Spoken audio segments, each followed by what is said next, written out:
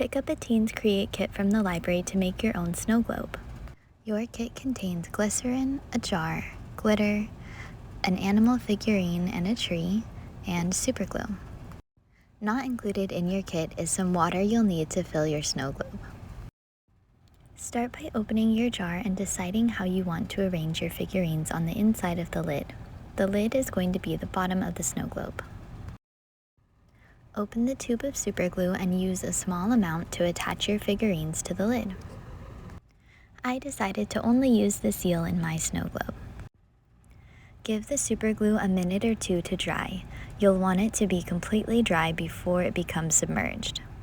You shouldn't need too much, but you'll want to make sure your figurine is securely fastened. While the superglue dries, you can prepare the snowy water.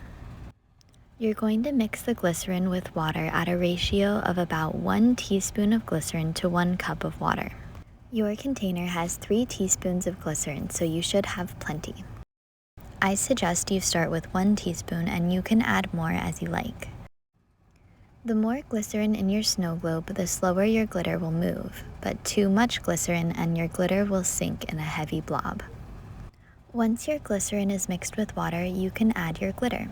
How much you add is completely up to you. Stir the mixture to see how fast the glitter moves, and you can decide if you want to add more glycerin.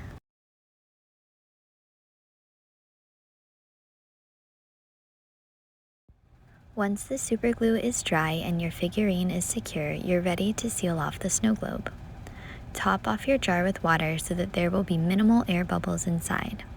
Don't forget to leave a little space for your figurine. Put plenty of superglue all around the mouth of the jar and then screw on your jar's lid. Once the jar is sealed, it's ready to be shaken. Now you can really see how the glycerin slows the falling glitter. If you like, you can tie some yarn around the base of your snow globe into a bow.